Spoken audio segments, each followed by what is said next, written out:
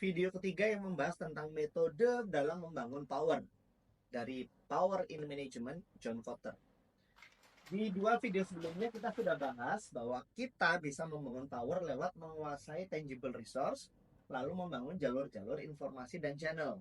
Di video ketiga ini, bagaimana kita bisa membangun power melalui relationship. Relationship atau hubungan kalau dalam bahasa kita, menurut Kotter di sini, dalam membangun power didasarkan pada apa yang kita sebut dengan credibility atau kredibilitas. Jadi bagaimana membuat orang-orang itu merasa kita itu kredibel. Disitulah relationship terbangun dalam konteks power. Saya buka aja karena ini agak panjang. Ada 4. Jadi membangun relationship ini sendiri dibagi dalam 4 poin. Cukup panjang. 4 poin ini, yang pertama disebut dengan creating a sense of obligation. Simpelnya adalah bagaimana membuat orang itu merasa berkewajiban untuk mengganti sesuatu ke kita. Ini terkait dengan hukum timbal balik. Kalau kita banyak ngasih, maka orang akan merasa dia harus ngasih ke kita. Di creating a sense of obligation ini, membangun relationship-nya digunakan, maksudnya dilakukan dengan cara kita banyak mensupport mereka, membantu mereka tanpa diminta, bahkan sampai hal-hal yang tidak mereka sangka. Misalnya hari penting anaknya, ulang tahun. Nggak ada angin, nggak ada hujan, kita kirim hadiah ulang tahun. Kita kasih selamat. Waduh, nggak nyangka, berkesan banget. Disitulah dia akan muncul namanya sense of obligation. Merasa berkewajiban untuk mengembalikannya kelak saat kita membutuhkan itu. Kalau teman-teman pernah nonton The Godfather, Don Corleone menggunakan sense of obligation ini. Anda itu family, Anda itu keluarga. Maka saya akan membantu Anda apapun yang Anda butuhkan. Tapi kelak Anda akan membantu saya apapun yang saya butuhkan. Kayak gitu kira-kira. Jadi untuk membangun sense of obligation, kita perlu banyak memberi, bahkan pada hal-hal tidak terduga. Yang kedua, dikatakan oleh Kotter, building a good professional reputation. Membangun reputasi profesional yang positif. Di sini ditekankan oleh Kotter bukan hanya soal membangun prestasinya, tapi kita membuat itu terlihat. Artinya kalau teman-teman punya prestasi, punya pekerjaan yang bagus, show it, show to them. Tunjukkan pada mereka, jangan disimpan aja. Apalagi dengan mengatakan, oh nanti takut dikira saya pamer, dikira saya sombong. No, tunjukkan tentunya dengan cara-cara yang elegan, bukan cara-cara pamer, ya kan? Kita perlu menceritakan, menunjukkan, ya, entah kalau di zaman sekarang lewat media sosial kita atau lewat tulisan-tulisan kita, sehingga reputasi kita itu bisa dilihat oleh orang. Wow, ini memang orang terbukti terlihat hebat. Banyak orang-orang yang sebenarnya hebat dan punya potensi, punya power karena prestasi dan kelebihan mereka, tapi tidak terbangun powernya karena dia tidak menunjukkannya. Di sini Kotter menekankan, ayo ditunjukkan, ayo dipromosikan. Ya. Ayo gunakan media sosial teman-teman kalau di konteks hari ini. Yang ketiga, caranya untuk membangun relationship dalam konteks power adalah encouraging identification. Artinya, kita itu mengencourage sebuah identifikasi yang terkait dengan nilai-nilai yang sedang diperjuangkan. Ini banyak terjadi di dalam politik. Orang-orang ingin yang namanya perubahan. Maka kita mengidentifikasi diri kita sebagai orang yang memperjuangkan perubahan. Orang-orang inginnya itu bagaimana supaya nilai-nilai kejujuran itu diperjuangkan. Karena jujur itu penting. Maka kita mengidentifikasi diri kita sebagai orang yang jujur dan bisa membawa kejujuran itu. Tadi saya katakan banyak digunakan oleh orang-orang politik. Tentunya di luar politik sangat bisa dilakukan. Di sini kita bermain yang orang biasa sebut membangun positioning kita, ya, yang nanti akan menjadi branding kita.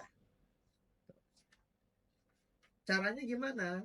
Kalau kita mau mengidentifikasi diri kita di hadapan orang bahwa saya di jalan yang Anda perjuangkan loh. Sering-seringlah kita memberikan speech, ya, ngomong, ya. Sering-seringlah kita presentasi ke banyak pihak tentang itu. Sering-seringlah kita tunjukkan hal-hal yang kita lakukan itu sesuai dengan perjuanganmu, perjuangan kalian. Saya di jalan kalian, gitu kan. Bahkan saat perjuangan itu sedang dilakukan, kita yang terdepan mensupport itu.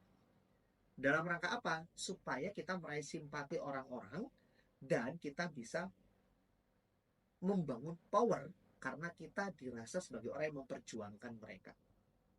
Itu encouraging identification. Dan yang keempat, creating perceived dependence.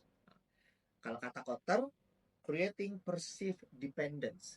Kita menciptakan dependensi orang terhadap kita. Kita buat orang itu punya dependensi pada kita. Caranya gimana? Kotter itu menjelaskan bagaimana kita itu perlu menunjukkan bahwa Anda itu dalam kendali saya. Kotter di buku ini bahkan memberikan satu contoh. Dengan kita secara tegas mengeluarkan orang yang melanggar. Saya orang melanggar nih, sudah bolak-balik, nggak bisa diperbaiki juga. You out. Maka dengan tegas mengatakan you out, di situ kita menunjukkan bahwa kalian nasibnya ada di tangan saya dan saya bisa ngeluarin Anda kapanpun juga. Itu membentuk power. Itu menegaskan bahwa you itu dependent terhadap saya. I can do anything to you. Agak kejam ya, tapi kadang-kadang itu dibutuhkan. Atau cara yang kedua, dalam membangun perceived dependence, kata Kotter, kita itu bisa memainkan penilaian orang tentang kita. Misalnya nih, kita sering mengajak orang-orang penting makan siang. Kita sering foto bareng sama orang-orang kunci, misalnya.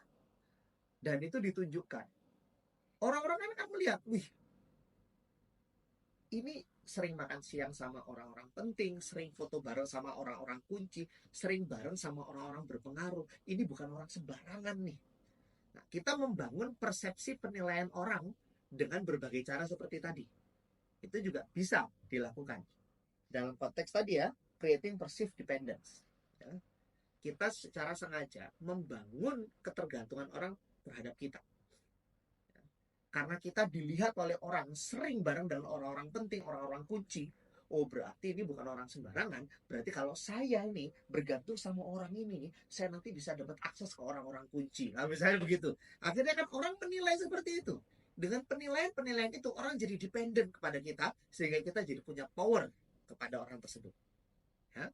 Nah, ini 4 cara yang dikatakan Kotter bisa dilakukan untuk membangun relationship yang berbasis power, berkuncinya pada credibility.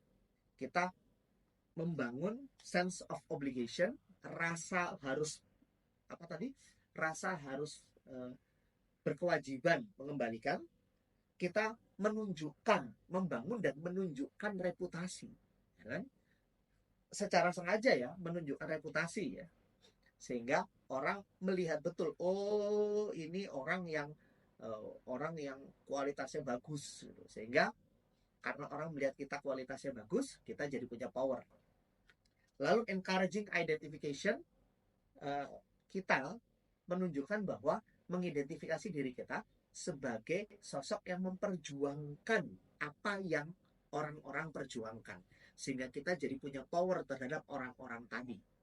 Dan yang keempat, creating perceived dependence. Kita secara sengaja meng-create dependensi orang terhadap kita, baik dengan cara yang keras tadi ya, menunjukkan bahwa saya punya kuasa pada kalian, atau kita membangun kekuatan ya dengan dekat dengan orang-orang penting, orang-orang kunci, ya kan? Sehingga orang melihat bahwa oh ini bukan orang sembarangan dan kita bisa mengandalkan dia nih. 4 cara ini relationship. Teman-teman, kalau kata Kotter di buku ini, ya, 3 cara ini bukan pilihan. 3 cara ini harus dibangun semua. Karena kita tidak pernah tahu kita butuh yang mana. Dunia organisasi itu sangat dinamis, sehingga kita tidak pernah tahu. Kita mungkin merasa bahwa kita bisa mengandalkan information and channels, tapi ternyata kita ketemu situasi yang butuh relationship. Sangat mungkin. Makanya sejak awal, yuk bangun semuanya. Membangun power ini bukan untuk kita menyakiti orang. Kotter menegaskan, membangun power ini tujuannya 2. Pertama adalah untuk memastikan kita mendapat yang kita inginkan. Dan yang kedua, untuk menghambat orang dalam memaksakan sesuatu yang tidak kita inginkan. Kuatkan ketiganya. Nanti di video berikutnya kita akan membahas tentang basic method ya for using power to influence other. Jadi kita sudah tahu sumber-sumber power. Nanti di video berikutnya kita bahas tentang metode-metode untuk bisa menggunakan power itu dalam rangka menginfluence atau mempengaruhi orang lain. Saya Surya Krisnanda. Wassalamualaikum warahmatullahi wabarakatuh.